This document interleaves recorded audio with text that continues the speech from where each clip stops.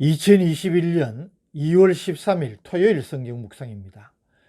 본문은 요한복음 7장 53절에서 8장 11절 말씀.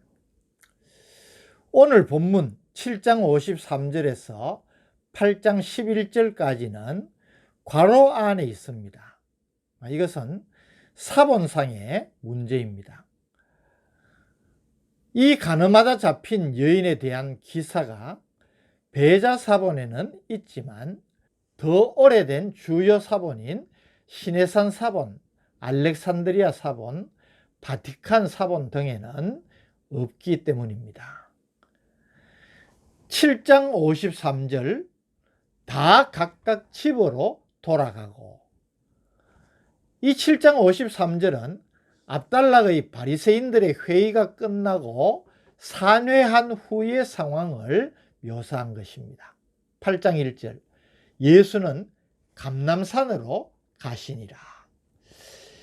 감람산은 풍부한 강우량과 햇빛, 지중해 성 기후 등으로 인해서 이 올리브 나무인 감람나무가 많이 자생했기에 감람산이라 불리었습니다.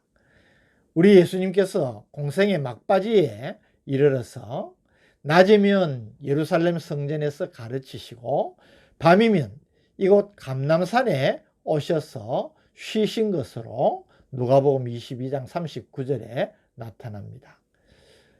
본절도 저녁이 되자 예수님께서 밤을 지내시려고 감람산으로 가신 것을 말합니다.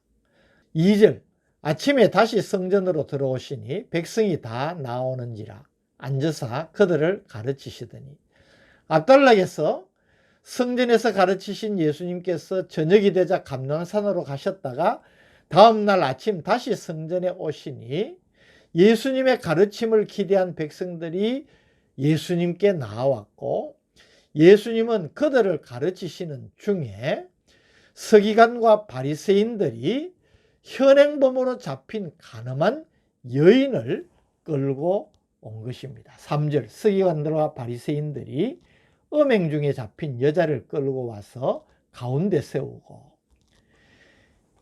서기관은 율법을 해석하고 가르치는 율법 교사입니다. 이들을 존경하는 의미에서 랍비라 부른 것입니다. 이들은 율법 해석에 있어서 바리새인들의 해석을 따랐기 때문에 거의 동일한 입장을 취했습니다. 4절 5절 예수께 말하되 선생이여 이 여자가 간음하다가 현장에서 잡혔나이다. 모세는 율법에 이러한 여자를 돌로 치라 명하였거니와 선생은 어떻게 말하겠나이까.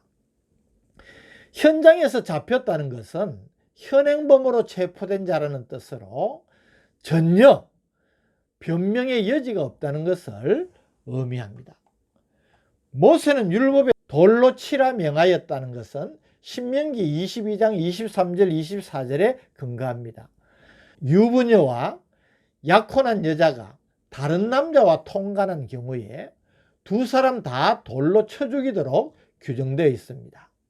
그렇게 실행하면 문제가 없는 것입니다.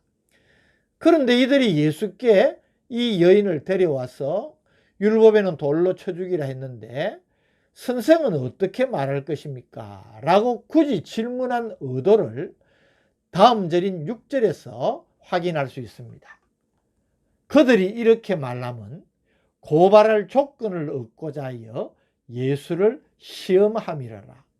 여기 시험하다, 페이라존 테스라는 말은 악한 의도를 가지고 시험을 하다는 뜻입니다. 저들이 간음한 여인을 예수께 끌고 와서 이런 질문을 한 의도를 분명하게 보여주는 것입니다. 우리 예수님은 대답을 하지 않으시고 대신 땅에다 손가락으로 무언가를 쓰셨습니다.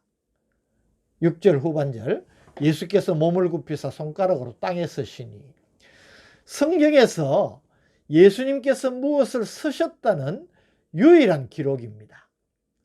그런데 무슨 글일까? 혹은 기호일까? 그림을 그렸었을까? 글이라면 무슨 내용일까?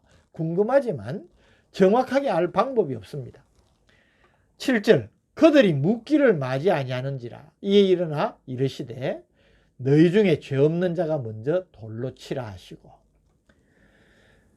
그들이 거듭 질문을 하자 예수님은 일어나셔서 한 말씀 하십니다. 너희 중에 죄 없는 자가 먼저 돌로 치라.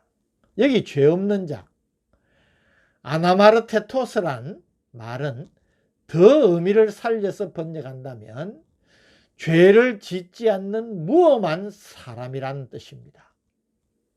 그런 사람이 먼저 나와서 돌로 치라는 겁니다.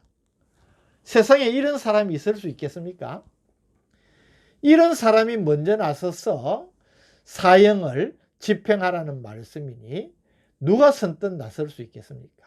결국 그들은 한 사람 한 사람 그 자리를 벗어나고 예수님과 가늠한 여인 한 사람만 남게 되었습니다.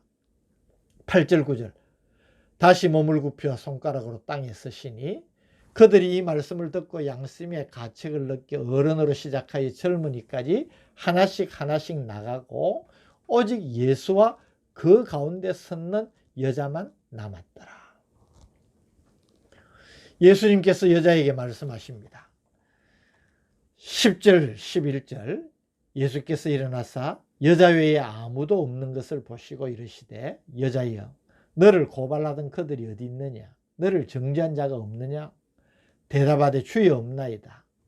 예수께서 이르시되 나도 너를 정죄하지 아니하노니 가서 다시는 죄를 범하지 말라 하시니라. 나도 너를 정죄하지 아니하노니, 예수님의 이 말씀은 그녀의 죄를 묵인하겠다는 뜻이 아닙니다. 회개의 기회를 주신 것이라고 볼 수 있습니다. 이는 이어지는 가서 다시는 죄를 범하지 말라는 말씀에서 더욱 분명해지는 것입니다. 한편 본문에는 여인이 회개를 했는가, 여인의 그 반응이 어떠한지, 혹은 여인이 그 이후에 어떤 삶을 살았는가, 새로운 삶과 같은 결과에 대해서는 전혀 언급을 하지 않고 있습니다. 그러나 주님의 말씀과 은혜의 권위와 능력을 생각한다면 아마 이 시점 이후로 이 여인은 새로운 삶을 살게 되었음을 의심할 여지가 없을 것입니다. 오늘 본문 말씀 우리에게 어떤 교훈을 줍니까?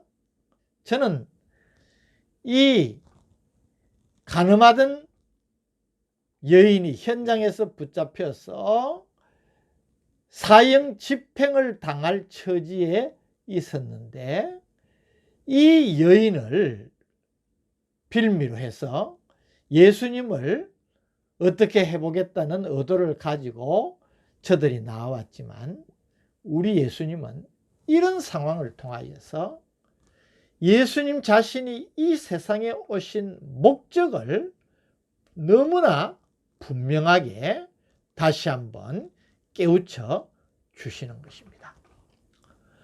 누가복음 5장 32절에 예수님께서 친히 말씀하셨던 것처럼 내가 의인을 부르러 온 것이 아니요 죄인을 불러 회개시키러 왔노라. 이 세상에 의인이 어디 있겠습니까마는 우리 예수님은 의인을 찾아오신 것이 아닙니다. 예수님은 죄인을 찾아오시고 그 죄인을 회개시키기 위해서 오셨다고 하는 것입니다. 또 요한복음 3장 17절에 하나님이 그 아들을 세상에 보내신 것은 세상을 심판하려 하심이 아니요 그로 말미암아 세상이 구원을 받게 하려 하심이라. 이것이 하나님께서 독생자 예수 그리스도를 이 세상에 보내신 목적인 것입니다. 어떠한 죄인이라도 그 죄 때문에 죽을 수밖에 없는 자가 예수님을 만남으로 그 예수님을 통하여서 죄 용서함을 받고 새 사람이 되어서 그 구원의 은혜를 누리게 하시려고 우리 예수님이 이 땅에 오신 것입니다. 현장범으로 잡혀서 그 자리에서 죽을 수밖에 없었던 이 여인이 예수님을 만남으로 그가 구원을 얻고 새로운 삶을 살게 되었습니다. 그렇습니다.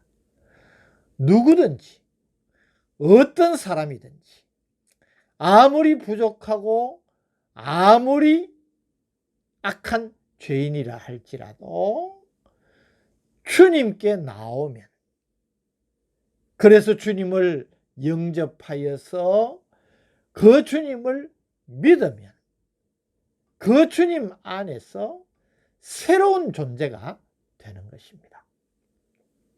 고린도서 5장 17절 말씀, 그런즉 누구든지 그리스도 안에 있으면 새로운 피조물이라. 이전 것은 지나갔으니 보라 새 것이 되었도다. 이 말씀이 주시는 놀라운 은혜를 우리는 경험한 줄 믿습니다. 하나님께서 우리를 창세전에 구원받을 자로 당신의 백성으로 택하여 주시고 때가 되면 예수 그리스도를 이 땅에 보내셔서 우리가 그 예수 그리스도를 믿음으로 구원받고 새로운 피조물, 즉 이 땅을 살지만 하나님의 백성, 하나님의 자녀라는 존귀한 신분을 가지고 살도록 놀라운 은혜를 베푸시는 것입니다. 오늘 이 은혜를 어찌 감사하지 않을 수 있겠습니까?